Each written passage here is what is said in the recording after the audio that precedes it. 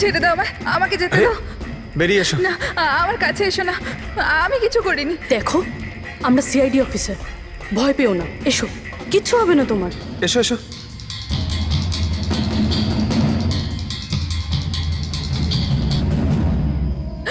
ও এখানেই আছে, ও ও ও ও এখানেই আছে। আরে পুরবি, এই লাইট কোথা থেকে আসছে? পঙ্কজ, পঙ্কজ, আমি কিছু দেখতে পাচ্ছি না পঙ্কজ। আরে Pankaj sir, Purabi ma'am, Pankaj sir.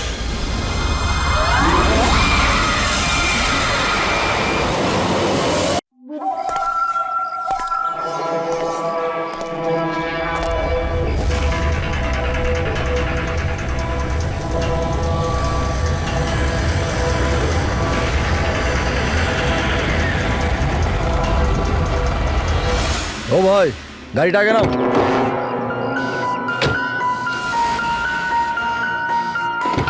বললাম না গাড়িটা আগে নিতে, আগে নাও। আরে ভাই কি করে আগে নিয়ে যাবো, গাড়ি খারাপ হয়ে গেছে তো। প্রবলেম দেখিও না, আগে গাড়ি ধাক্কা মারো, আগে নাও। তাহলে আপনারা একটু সাহায্য করুন। কেন, আমরা কেন হেল্প করবো?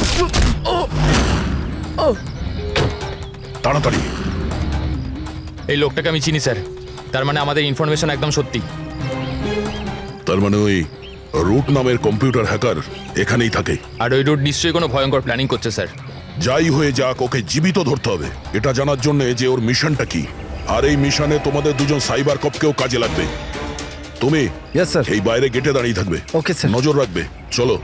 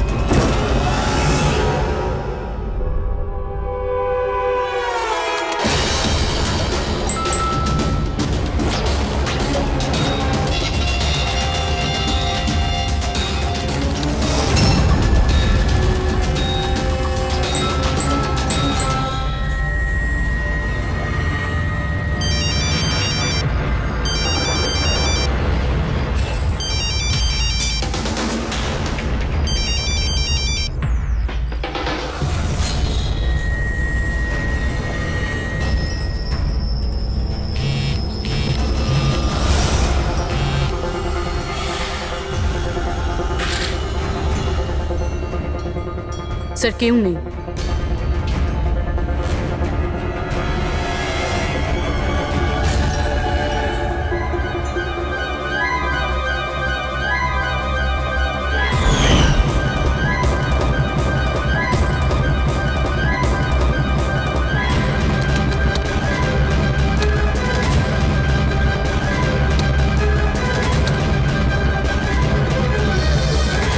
হ্যাঁ ফ্রেডি।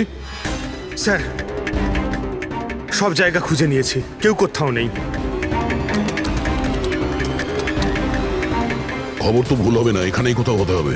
ঠিক আছে, দেখি।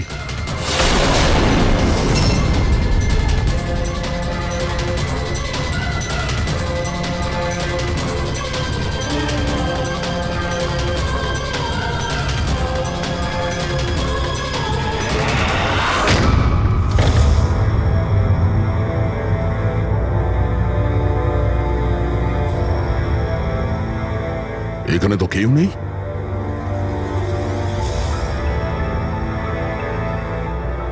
চেয়ার এখনো গরম আছে, মনে হচ্ছে এইমাত্র এখানে কেউ ছিল। তাহলে স্যার সময় মতো পালালো কিভাবে? স্যার, আমরা তো বাংলোটার চারদিক থেকে ঢুকলাম, কাউকে তো এখান থেকে বেরোতে দেখিনি।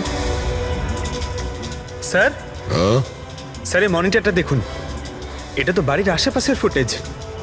ও আমাদের দেখে পালিয়ে যায়নি তো? হতে পারে, ও খুব একটা দূরে যায়নি।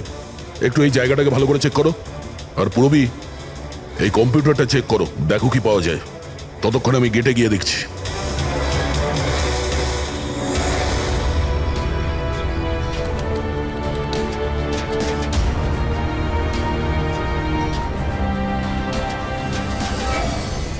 Mahesh, Mahesh, yes sir.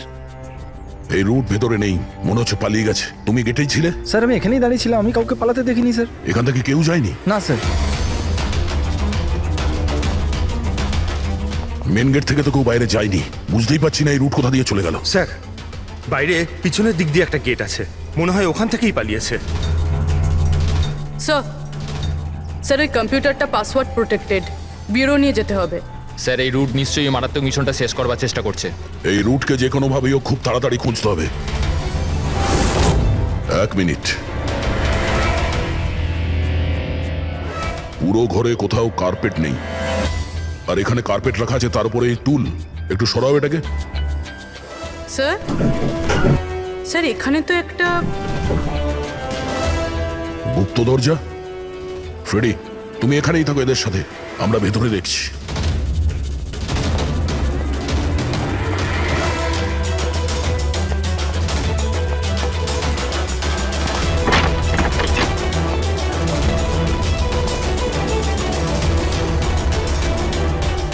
এই, দেখো, তোমার যা বলার আছে তুমি তো এখনই বলে ফেলতে পারো।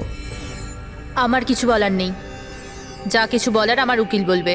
স্যার, স্যার আমরা এই রুটের কম্পিউটার সিস্টেম অ্যাক্সেস করে নিয়েছি, আর এনক্রিপশনটাও সফল হয়েছে। জানতে পারলে কিছু? হ্যাঁ স্যার। স্যার এই গত কয়েকদিনে ইন্টারনেটে ভয়ানক কিছু ভিডিও পোস্ট করেছে স্যার। ডার্ক ওয়েবে স্যার। অ্যাকচুয়ালি ডার্ক ওয়েব ইন্টারনেটের এমন একটা কালো জায়গা স্যার, যেখানে সব অপরাধী নিজেদের সমস্ত বেআইনি কাজগুলোকে টেকনোলজির মাধ্যমে সফল করার চেষ্টা করে। যেমন অস্ত্র লেনদেন, কিডনি চুরি, অথবা কাউকে মারার সুপারি। স্যার এমন কোনো কাজ নেই যেটা এই সাইটে হয় না। একটা কথা বুঝতে পারছি না, যখন সবাই সবকিছু জানে, সবকিছু এত খোলাখুলি হয়, তাহলে এটা আটকানোর জন্য আমরা চেষ্টা করি না কেন? স্যার এটা এত সোজা নয়। অ্যাকচুয়ালি এই সাইটে ঢোকার জন্য আমরা একটা কম্পিউটার সফটওয়্যার চাই, যেটা বাছা গোছা হাই প্রোফাইল অপরাধীদের কাছেই আছে। যেমন এই রুট। Yes sir. আর স্যার যেমন আমরা জানি যে ডার্ক ওয়েবে আইপি অ্যাড্রেস আর ইউজার আইডি এই দুটোই লুকোনো থাকে। দেখাও তো কোন ভিডিও পোস্ট করেছে এই রুট।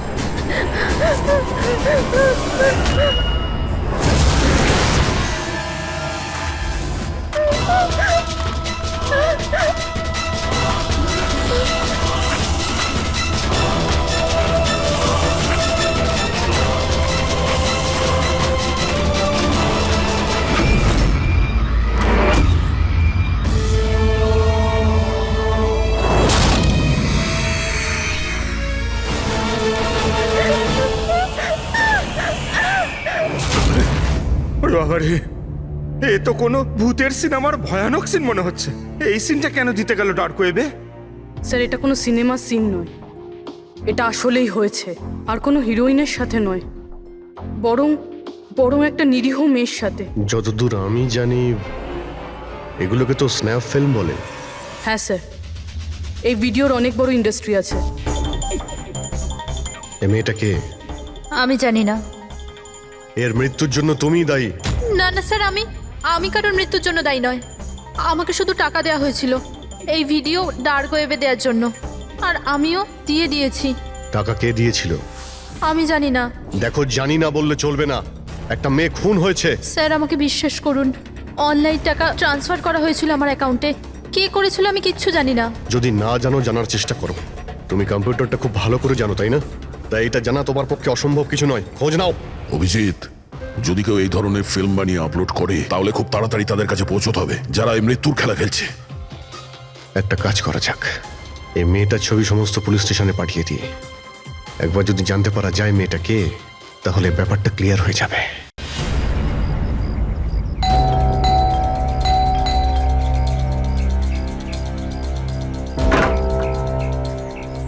আগে বলুন, কাকে চাইছেন আপনারা? এটা রিয়ার বাড়ি না? হ্যাঁ, আমি ওর বাবা। আসুন। আসলে আমরা সিআইডি থেকে আসছি। আপনার জন্য একটা বাজে খবর আছে। আপনার মেয়ে রিয়া আর এই পৃথিবীতে নেই।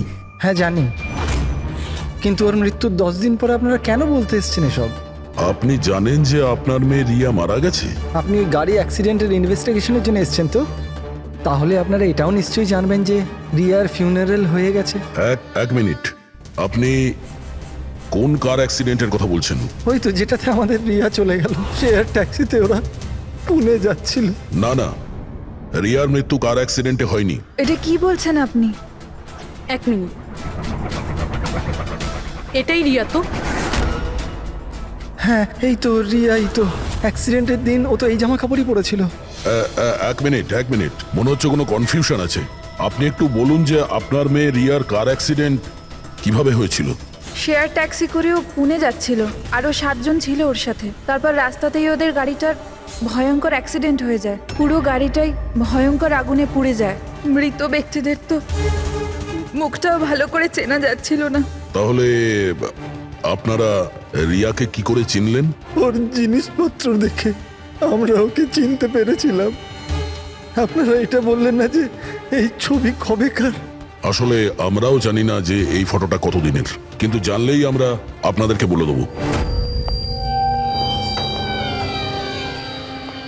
মনে হচ্ছে রিয়ার এই অ্যাক্সিডেন্ট দেখানোর জন্য করা হয়েছিল, ওর মৃত্যুর আসল কারণটা লুকানোর জন্য। স্যার, যদি রিয়ার কার অ্যাক্সিডেন্টটা একটা সাজানো ঘটনাই হয়, তাহলে বাকি যে 7 জন ওর সাথে গাড়িতে ছিল তারাও আবার রিয়ার মতোই মারা যায়নি তো? হতে পারে, ওদের ফ্যামিলির সঙ্গে কথা বলতে হবে। আমাদের ভাগ্য ভালো যে 7 জন অ্যাক্সিডেন্টে মারা গিয়েছিল তাদের মধ্যে একজনের শেষকৃত্য এখনো হয়নি। দেখা যাক ডক্টর সালুকে এই লাশ থেকে কি প্রমাণ বার করতে পারে। কিন্তু লাশটা এত বাজেভাবে জ্বলে গেছে যে মুখটা চেনা মুশকিল হবে। তোমাদের সন্দেহ একদম ঠিক। এ লাশ টনির নয়। মনেই হচ্ছিল স্যার আমাদের, কিন্তু এ কে জানতে পারলেন কিছু? না, এখনো তো জানা যায়নি লাশটা কার, কিন্তু এটা জানা গেছে এই লোকটাকে কি করে মারা হয়েছে। আমি এই বডিটা স্ক্যান করেছি, তখন জানতে পেরেছি যে এর পেটে ছুরির গভীর ক্ষত আছে। ছুরি দিয়ে? হ্যাঁ, ছুরির। আর আমার মনে হচ্ছে যে ওই ছুরির আঘাতেই এর মৃত্যু হয়েছে। মানে একজনকে ছুরি দিয়ে খুন করা হয় আর তাকে টনি বলে এদের মধ্যে ঢুকিয়ে দেওয়া হয়েছে। ওই গ্যাং আসলে কি করতে চাইছে? আর এই লোকটার মৃত্যু 3 সপ্তাহ আগে হয়েছে। ও, এই কার অ্যাক্সিডেন্ট হয়েছে 10 দিন আগে? সেটাই তো। তার মানে কারটা যখন পোড়ানো হয়েছিল তার আগেই এই লোকটার মৃত্যু হয়েছিল। 3 সপ্তাহ ধরেও লাশটাকে রেখে দিয়েছিল যাতে ওই গ্যাং এই ভয়ানক খেলাটা খেলতে পারে। আচ্ছা দয়া, আমরা একটা কাজ করি, যেখানে অ্যাক্সিডেন্ট হয়েছিল আমরা সেখানে যাই আর খোঁজ নিয়ে দেখি এক্স্যাক্টলি কি হয়েছিল ওখানে। আমি তো মজা করে গাড়ি চালাচ্ছিলাম স্যার, আর রেডিওতে গান শুনছিলাম। তখনই হঠাৎ আমি জোরে একটা আওয়াজ শুনলাম। আমি সঙ্গে সঙ্গে আমার গাড়ি থেকে বেরোলাম আর দেখলাম যে আমার সামনের একটা গাড়িতে দাউ দাউ করে আগুন জ্বলছে। আমি বুঝতে পারছিলাম না যে আমি কি করব। আচ্ছা, এই ঘটনাটা কখন হয়েছিল মনে আছে তোমার? স্যার, আমার মনে হয় হয়তো বিকেল 5টার সময়। হ্যাঁ, এটা কি করে হতে পারে? স্যার 1 সেকেন্ড, স্যার এই টোল ট্যাক্সের ফুটেজটা দেখুন। এখানে তো গাড়ি 3:30টার সময় ক্রস করেছিল, তাহলে এই জায়গাটা ওখান থেকে 20 কিলোমিটার দূরে স্যার। কিন্তু 20 কিলোমিটার রাস্তা অতিক্রম করতে 1.5 ঘন্টা তো লাগার কথা নয়। আর রাস্তাতে কোনো ধাবা বা হোটেলও নেই যেখানে কিছু খাবার জন্য নেমেছিল ওরা। এক্স্যাক্টলি, ঠিক মতো হলে গাড়ি এখানে 4টের সময় পৌঁছে যাওয়ার কথা, কিন্তু এখানে অ্যাক্সিডেন্ট হয়েছে 5টার সময়। তার মানে এই অপরাধ এই 1 ঘন্টার মধ্যেই হয়েছে। মানে গাড়িটাকে ওই সময় কোথাও নিয়ে যাওয়া হয়েছিল আর ওদের সবাইকে নামিয়ে গাড়ির মধ্যে 7টা লাশ রেখে দেওয়া হয়েছিল। আর তারপর গাড়িটা এখানে এনে ব্লাস্ট করিয়ে দেওয়া হয়েছে। এটা একটা প্ল্যান ছিল। স্যার স্যার আমার মনে হয় ওদেরকে সেখানেই নিয়ে গেছে যেখানে ওই রিয়াকে নিয়ে গেছিল স্নাফ ফিল্ম বানানোর জন্য। জায়গাটা আমাদের খুব তাড়াতাড়ি খুঁজতে হবে। পুরবী SMS পাঠিয়েছে, কোনো গাছের ছবি। হ্যাঁ পুরবী, স্যার আমি যে গাছটার ছবি পাঠিয়েছি আপনাকে, এটাকে মোরিঙ্গা অ্যালোফেরিয়া বলে স্যার। হ্যাঁ স্যার ঠিক এইরকম গাছই রিয়ার ফুটেজেও ছিল স্যার। এই দেখুন স্যার, ওই ফুটেজেরই একটা স্ক্রিনশট পাঠাচ্ছি। স্যার এই গাছটা মহারাষ্ট্রের 2টো জঙ্গলে পাওয়া যায়। এটা তো এক্স্যাক্টলি ওই রকমই গাছ। মহারাষ্ট্রের 2টো জঙ্গলে? কোন কোন জঙ্গলে? স্যার একটা জঙ্গল যেটা নাসিকের কাছেই, আর দ্বিতীয় জঙ্গলটা যেখানে অ্যাক্সিডেন্ট হয়েছে সেখান থেকে 1 ঘন্টার দূরত্বে। আর ওই জঙ্গলটার নাম হলো প্রিফিক্স ফরেস্ট। নিশ্চয়ই এর মৃত্যুর খেলাটা প্রিফেক্ট জঙ্গলেই হয়েছে। তবে প্রিফিক্স ফরেস্ট তো একটা বড় জঙ্গল, ওখানে খোঁজা তো অত সহজ নয়। ফরেস্ট অফিসারদের সাহায্য নিতে হবে।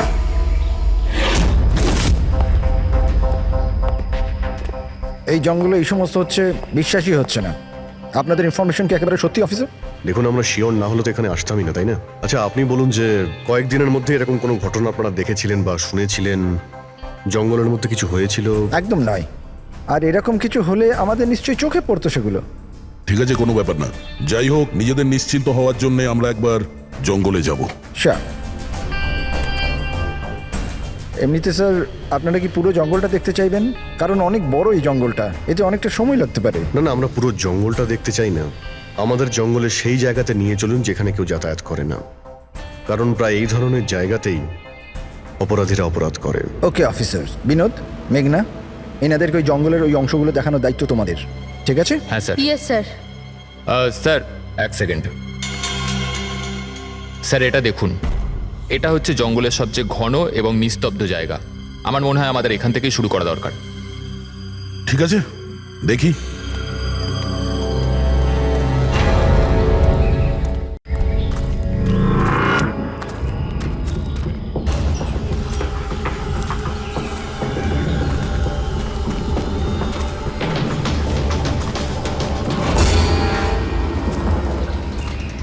দয়া, গাছের মধ্যে দেখলে?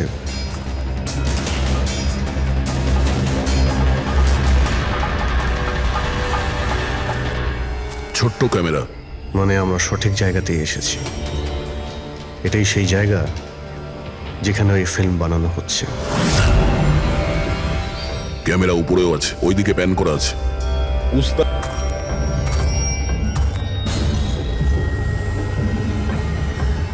দেখো যদি ক্যামেরা থেকে কিছু জানতে পারা যায় ওদের আস্তানার ব্যাপারে। না অভিজিৎ, এ তো হাই অ্যান্ড ওয়্যারলেস ক্যামেরা। এর থেকে জানা মুশকিল যে এর মধ্যে যে স্টোরড ফুটেজ আছে সেটা ব্রডকাস্ট কোথা থেকে হচ্ছে। আর এই জঙ্গলে জানি না আর কত ক্যামেরা আছে। দেখা যাক, এরপর কোনো ক্যামেরা পেলে হয়তো সেটা থেকে জানতে পারবো।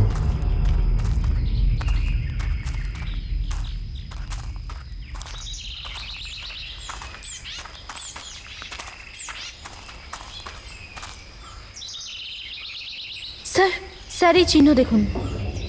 আমার মনে হচ্ছে আমাদের আগে এখানে কেউ এসেছিল। তার মানে আমরা সঠিক পথেই যাচ্ছি।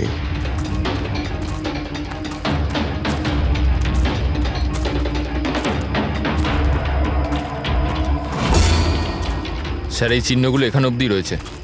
স্যার এর মানে ওদের আড্ডা এখানেই কোথাও রয়েছে।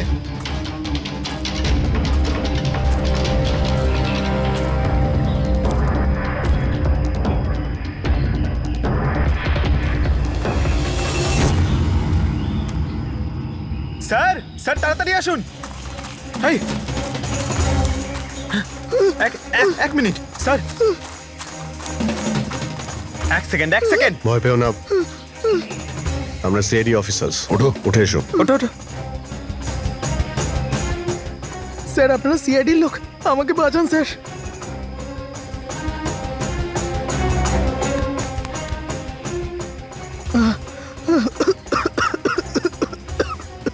তুমি এখানে এলে কি করে? স্যার আমি জঙ্গল থেকে বেরোনোর রাস্তা পাচ্ছি না স্যার, ওই কুড়িটা এক এক করে সবাইকে মেরে দিয়েছে। তোমরা এখানে এলে কি করে? স্যার আমরা শেয়ার ট্যাক্সিতে উঠে পুনে যাচ্ছিলাম, আর আমাদের গাড়ি হঠাৎ করে পাংচার হয়ে গেল, গাড়ি থেমে গেল। রাস্তাতে আগে থেকে কেউ পেরেক আর কাঁচের টুকরো রেখে দিয়েছিল স্যার। তারপর কিছু লোক এলো যাদের মুখোশ দিয়ে ঢাকা ছিল। আমরা কিছু করে ওঠার আগেই ওরা আমাদের ঘুমের ইঞ্জেকশন দিয়ে দিল। আর যখন আমার জ্ঞান এলো তখন আমি এই ঘন জঙ্গলে ছিলাম স্যার। স্যার আমি জানি এই জঙ্গলে খিদে তৃষ্ণা নিয়ে কিভাবে ছিলাম, কখনো কাঠ খেয়েছি তো কখনো গাছের পাতা। যখনই কারোর চিৎকারের আওয়াজ পেতাম বুঝে যেতাম কেউ মারা গেছে। তার মানে এখানে সব জায়গাতেই ক্যামেরা লাগানো আছে। তোমার ভাগ্য ভালো যে তুমি ওদের হাত থেকে বেঁচে গেছো। স্যার এই কারণে ধরতে পারিনি যে ওরা আমার জামার বোতামে একটা ক্যামেরা লাগিয়ে দিয়েছিল, আর আমি ওই বোতামটা ভেঙে ফেলে দিয়েছিলাম। হয়তো সেই কারণেই আমাকে ওরা ধরতে পারেনি। তুমি বলতে পারবে যে বাকি লোকেদের মধ্যে কতজন জীবিত আছে এখন? জানি না স্যার, কিন্তু কাল রাতে যখন আমি গাছে বসেছিলাম তখন কারোর চিৎকারের আওয়াজ পেয়েছিলাম। জানি না ওকে আহত করেছে নাকি প্রাণে মেরে দিয়েছে। কোন দিক থেকে চিৎকারটা শুনতে পেয়েছিলে তোমার মনে আছে কিছু? আমি তো এদিকের গাছে, হয়তো ওদিক থেকে এসেছিল স্যার।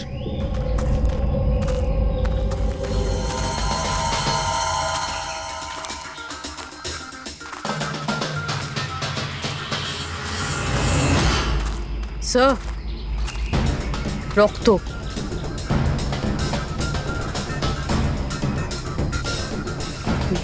স্যার এখানেও আছে। মানে ওদের মধ্যে আহত কেউ এই দিকেই গিয়েছে। স্যার এই দেখুন, রক্তের কিছু দাগ এদিকে গেছে। এইদিকেও রক্তের চিহ্ন রয়েছে আর এইদিকেও রয়েছে, দুদিকেই রয়েছে, দুদিকেই দেখতে হবে। পঙ্কজ, পূর্বী, তোমরা এই দিকটা যাও, আমরা এই দিকটা দেখছি। বিনোদ, তুমি ওদের সঙ্গে যাও। আর হ্যাঁ, প্রত্যেক আধ ঘন্টা অন্তর আপডেট দেবে। হ্যাঁ, আপনি আসুন।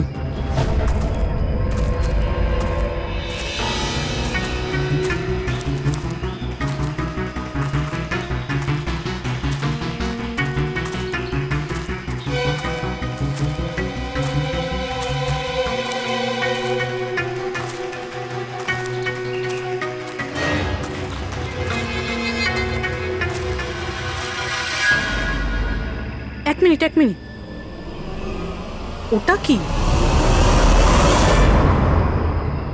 এসো। বাড়ি, হয়তো আহত ভিকটিম এখানেই আশ্রয় নিয়েছে। জঙ্গলের মাঝখানে বাড়ি, কিন্তু নকশার হিসাবে এখানে তো কোনো বাড়ি ছিল না।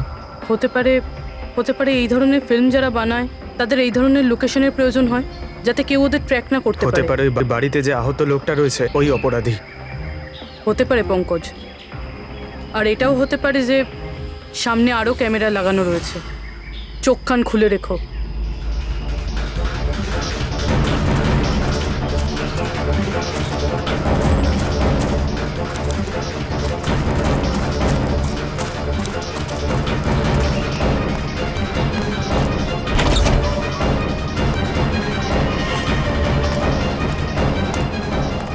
পঙ্কজ, টর্চ।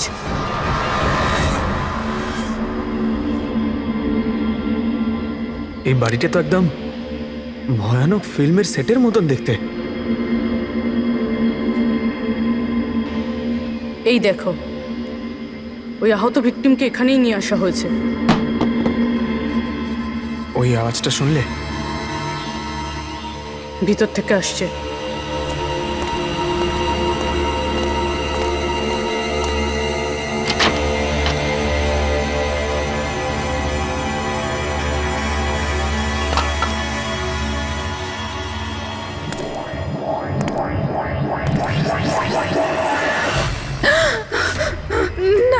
ছেড়ে দাও আমাকে যেতে দাও। বেরিয়ে এসো। না আমার কাছে এসো না, আমি কিছু করিনি। দেখো, আমরা সিআইডি অফিসার, ভয় পেও না, এসো, কিচ্ছু হবে না তোমার। এসো এসো।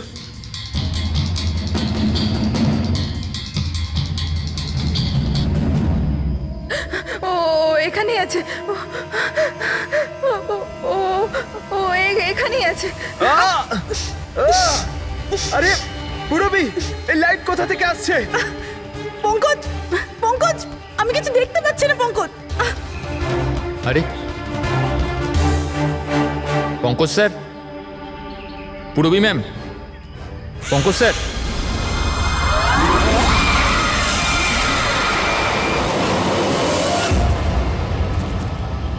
স্যার, রক্তের দাগ তো এখানে এসে শেষ হয়ে গেছে। কিন্তু এটা কি করে হতে পারে? আহত যদি কেউ এই পর্যন্ত আসে, তাহলে এখান থেকে হঠাৎ করে অদৃশ্য হয়ে গেল কি করে?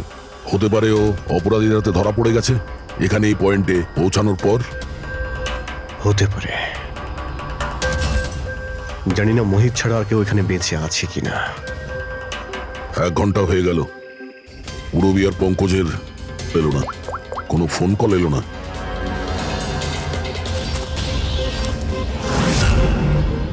পুরবী ফোন তুলছে না।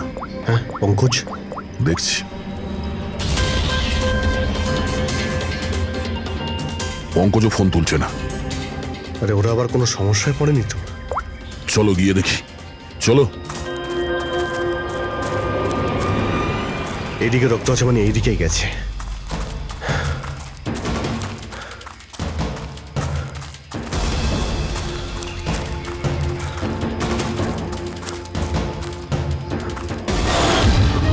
এই ঘরের ভেতর হতে পারে কেউ আছে, আমি ভেতরে গিয়ে দেখছি। ঠিক আছে, ততক্ষণ আমি এই বাইরেটা দেখি।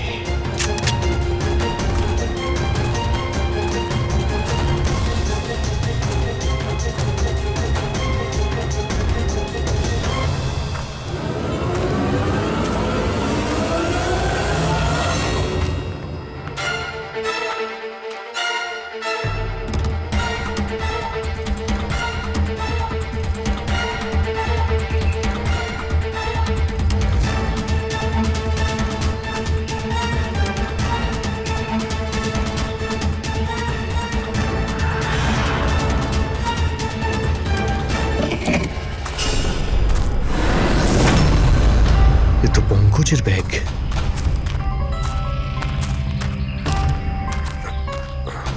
পঙ্কজ,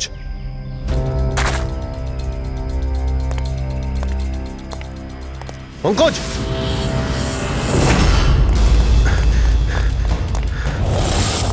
পঙ্কজ, পঙ্কজ, পঙ্কজ, কেমন আছো? ওঠো, ওঠো, স্যার, ওঠো। কি হয়েছিল? হ্যাঁ স্যার ওইদিকে ওই বাড়িটায় গেছিলাম স্যার, ওখানে একটা মেয়ে ছিল স্যার। হ্যাঁ। ওর সঙ্গে কথা বলছিলাম স্যার, আর হঠাৎ করে কোথা থেকে এত আলো চলে এলো যে কিছু দেখতে পাচ্ছিলাম না, কিছু বুঝতে পারছিলাম না। ওই বাড়িটা থেকে যেন তেন প্রকারে বেরোলাম, তারপর এখানে এসে হয়তো পড়ে গেছিলাম। আর কিছু মনে নেই স্যার, আমার মাথা ঘুরছে। আর পুরবী, বিনোদ, ওরা কোথায়? স্যার ওরা জানি না স্যার, ওরা ভেতরে ছিল, বাইরে বেরিয়েছে কিনা জানি না। ও নো। কি কি হয়েছে তোমার? ও ঠিক আছে। পুরবী আর বিনোদকে পেলে? না, ঘরের ভেতরে তো কেউ নেই। ও গড, ওদের কিছু হয়ে যায়নি তো?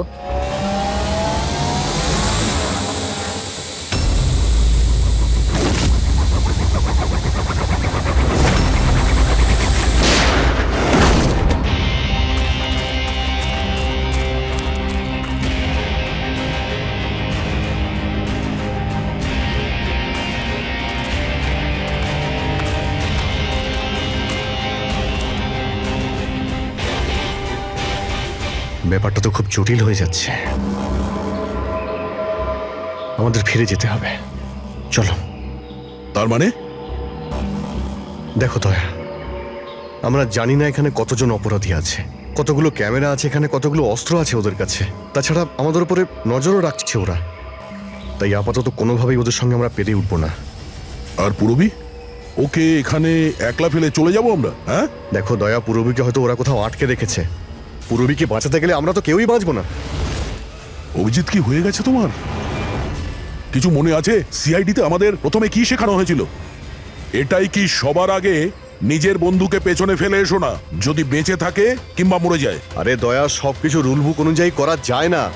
আমাদের এটাও শেখানো হয়েছিল প্রেজেন্স অফ মাইন্ডের ব্যবহার করতে, তাই এইরকম পরিস্থিতিতে আমাদের তো আই এম সরি, তোমার এই চিন্তা ভাবনায় আমি এগ্রি করছি না।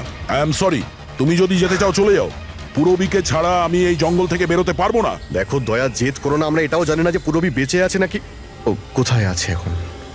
অভিজিৎ ও একজন সিআইডি অফিসার, এত সহজে হার মানবে নাও। বেচারি একাই লড়ছে ওই অপরাধীদের সঙ্গে, আর এখন যখন আমাদের সব থেকে প্রয়োজন ওর, আমরা পেছন ঘুরিয়ে চলে যাব। প্রয়োজনীয় এটাই যে যারা ওদের হাতে এখনো ধরা পড়েনি তাদেরকে আমরা যেন বাঁচাতে পারি, ব্যাস। দেখো দয়া, তুমি পূরবীর কথা বাদ দাও আর এখন চলো আমার সঙ্গে। আমরা পরে আবার প্ল্যান করে এখানে ফিরে আসবো, এখন চলো। এর হলোটা কি? এই ধরনের বিহেভ করছে?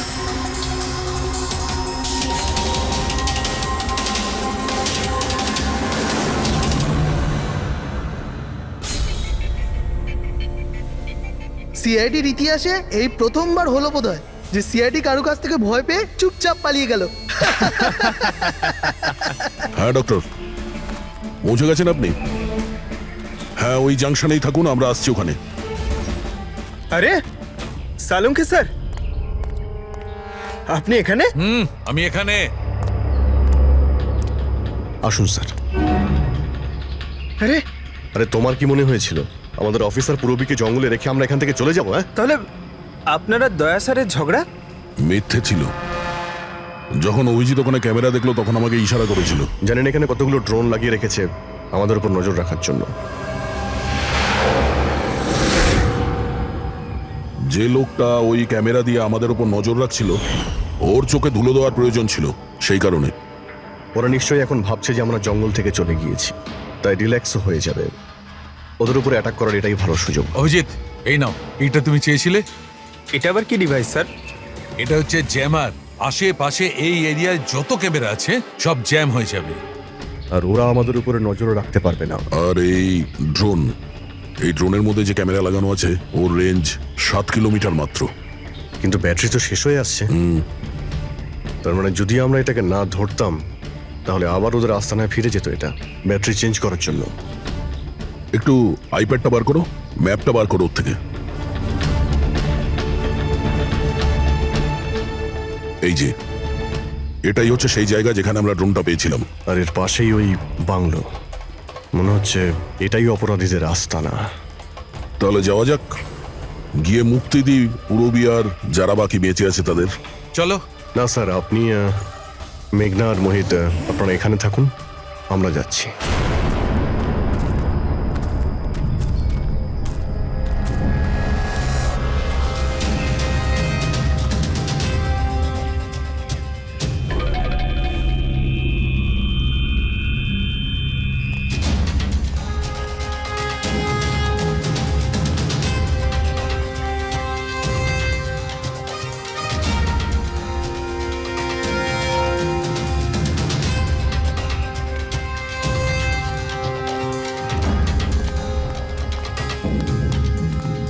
আরে ভাই, সিস্টেমটা বন্ধ হয়ে গেল কি করে?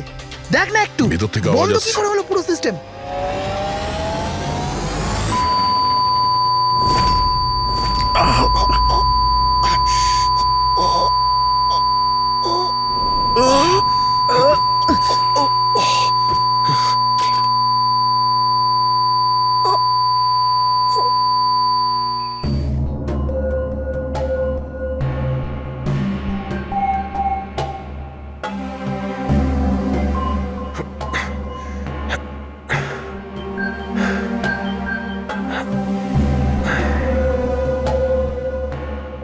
পঙ্কজ,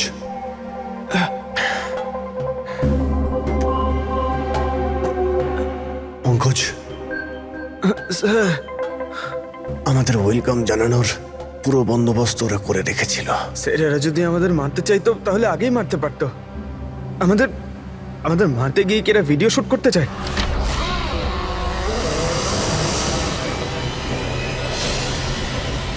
এই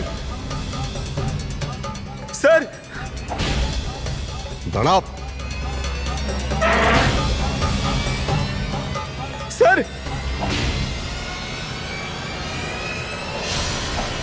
এটা আমি পঙ্কজ। পুরবি তুমি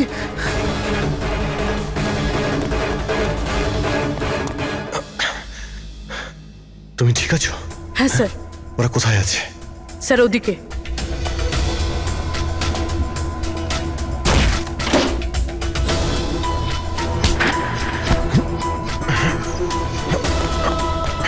এই, এই,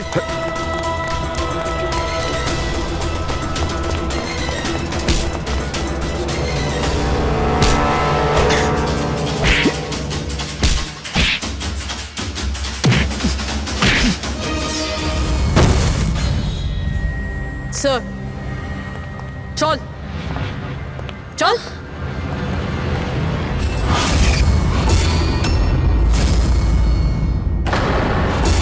মেঘনা তুমি?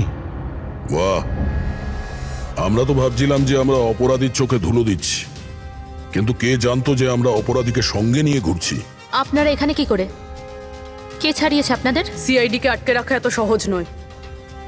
সুযোগ বুঝেই আমি ওই জানলাটা ভেঙেছি আর ওখান থেকে বাইরে বেরিয়ে গেছি।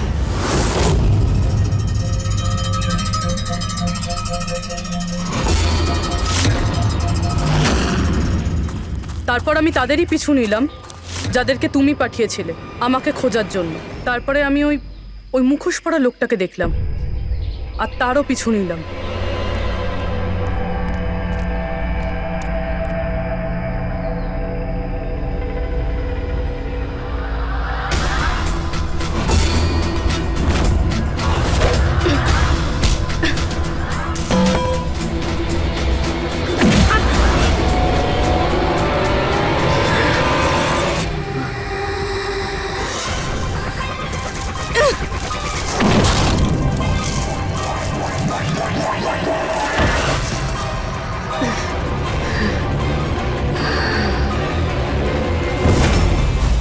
কিছুক্ষণ বাদে যখন আমার জ্ঞান এলো তখন আমি দেখলাম যে, কিন্তু আমি বাকি অফিসারদের কাছে পৌঁছানোর আগেই তোমার এই সনিক বুমের আওয়াজে ওনারা সবাই অজ্ঞান হয়ে যান। ওটা তো আমার ভাগ্য ভালো ছিল যে আমি দূরে ছিলাম, তাই ওটার আওয়াজে কোনো প্রভাব পড়েনি। আর তারপরে আমি ভাবলাম যে ওই মুখোশটাকেই আমার অস্ত্র করলে কেমন হয়। যে নিষ্ঠুরতার সঙ্গে তুমি মানুষদের মেরেছো, তুমি তো নারী হওয়ার যোগ্যই না। এখন এটা বলো যে তুমি এগুলো কেন করেছো? এই সব কিছু আমি টাকার জন্য করেছিলাম। যত টাকা আমি এই কাজের জন্য পেয়েছিলাম না, অত টাকা তো আমি আমার জবে 5 বছরেও পাইনি। আর এমনি তো কি যায় আসে, রোজ এত লোক মরে আরো 2-4 জন মরে গেলে কি হবে? তুমি হয়তো জানো না যে তুমি কতটা অসুস্থ। বাকিরা কোথায় যারা তোমার সঙ্গে ছিল? আমি কারুর কোনো ক্ষতি করিনি স্যার, এতটাও বাজে নই আমি। আর এমনিতেও আমি কোনো খুন নিজের হাতে করিনি। আমাকে তো একজন মহিলা কোটিপতি হওয়ার অফার দিয়েছিল আর আমি সেটা অ্যাকসেপ্ট করেছি। কোন মহিলা? খুব খুব অদ্ভুত নাম ছিল ওর।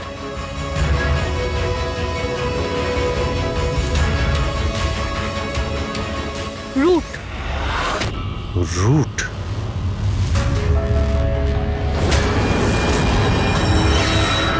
তাহলে রুটই হলো এই সব কিছুর মাস্টারমাইন্ড।